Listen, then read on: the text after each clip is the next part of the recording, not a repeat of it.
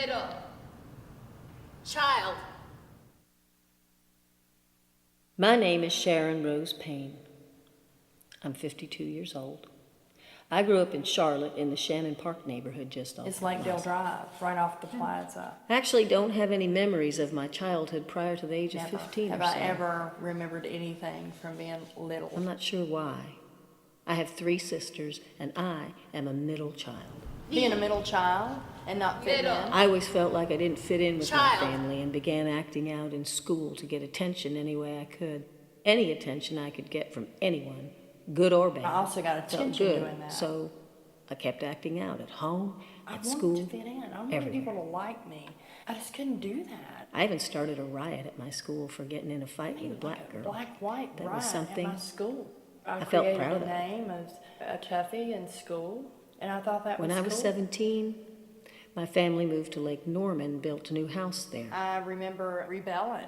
They had 3 bedrooms. There were supposed to be 4, and they ended up making the one that I was going to be in just an extra part of the living room. That hurt. Yeah, it's like they kind of like disconnected because I was so wild. They didn't know what to do with me. Most people get shut out by And I walls, but I honestly was believe shut out by today them it's due not to building a wall the to what feelings would have that I been had from my home. own room. It snowballed from there. That was probably the thing that burned the most and really set me up on a destructive path. My fondest memory is my dad. He was always there, loving and very supportive of us. He would always have to tell us we're beautiful, and I'm the darkest, so he would always say black is beautiful. My name is Nicole Thompson. I'm 43 years old. I grew up in Lumberton, North Carolina, then my family moved to Texas when I was 16. Oh. My earliest memories are probably of my father. I used to love dancing with We him. used to do the Soul Train, and we used to do the funky chicken. He did the best funky chicken. Just really That's have how we- fun moving to music. He always made me feel really safe and Dad protected. was also firm, you know. I was really close to him, and when he died, Four. it's like everything went crazy for me. I remember those memories, and then after he passed My away, father mom passed was away kinda when I like, was 12 years You old. can do whatever you want to do. That really changed my life. That's the only way she knew how to show love. I didn't feel like I got the same kind of love or attention from my mother. Love. When I was 21, she was living in North Carolina again, and I came to stay with her. I fell in love with a man who was 35 years old. He was probably like 4. 35. He was what you call a career criminal. Love. I felt like I needed to do whatever I needed to do to be in that relationship. We began robbing convenience stores for money, and I just got pulled into that life for what I thought For love's was sake. love.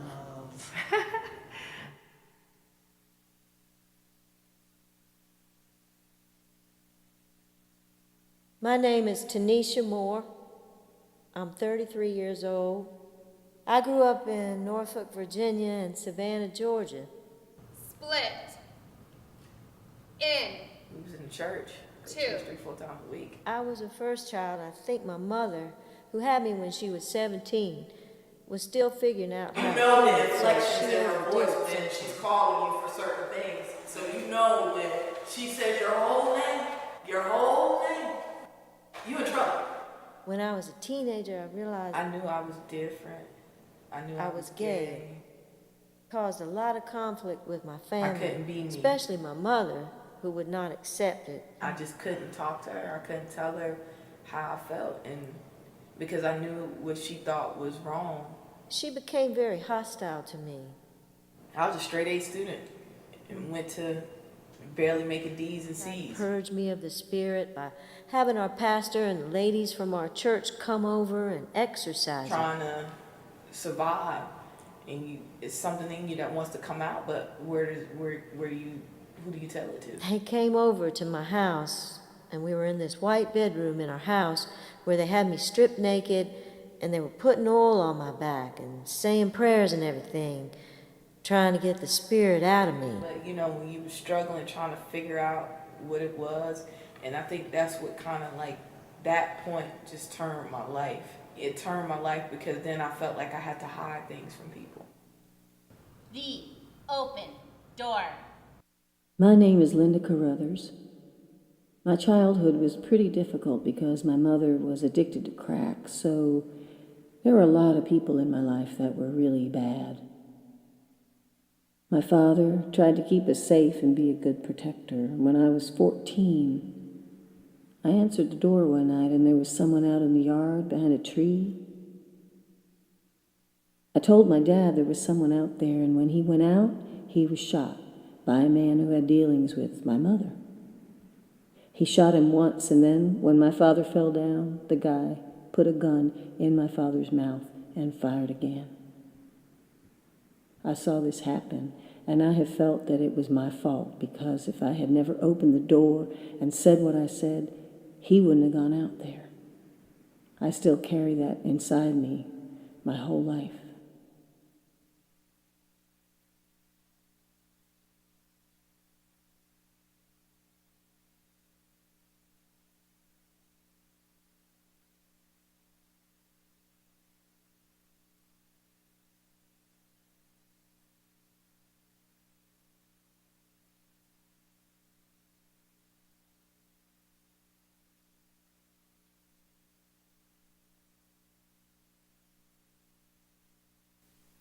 I moved into a boarding house on 36th Street in East Charlotte at 17.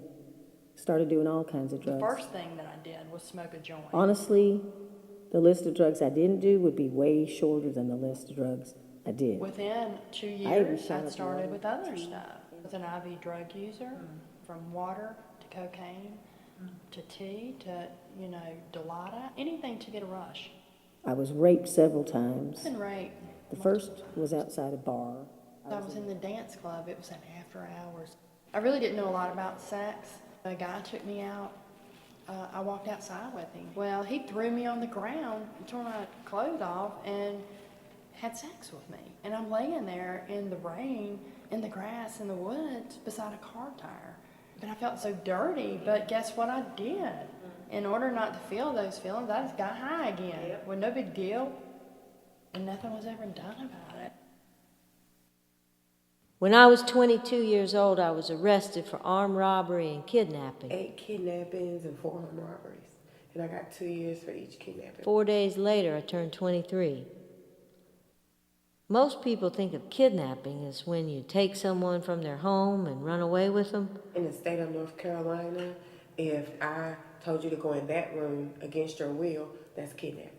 Like when you're robbing a store and you tell people to go into another room to get out of your way. The armed robbery itself was nothing. That was the definition It was the of kidnapping kidnapping. for which I was arrested. Eventually, my mom kicked me out of our house, April 1st, 1999. so I was on my own at the age of 17. And that was the point that I lost my mother. I got a job working at McDonald's. I was homeless. I slept behind my job, McDonald's.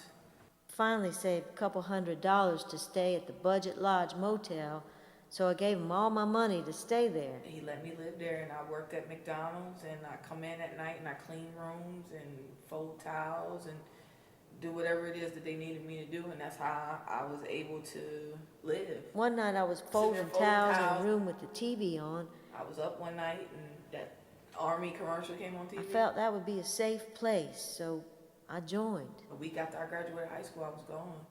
I spent 4 years in the military from age 18 to 22. I was really proud of what I did there. I was getting ready to get promoted to sergeant. And one day, I was called to the JAG office and told that I was being investigated. Girl went back and told my commanding officer that we were in a relationship. I got discharged June 30th, 2003 for homosexual conduct. And for lying about it when I joined I the was Army. facing 5 to 7 years in military prison For being gay. for being gay. It tore my heart. I worked so hard at being a good soldier. They could just take it all away from me for something that had absolutely nothing to do with how I went to work.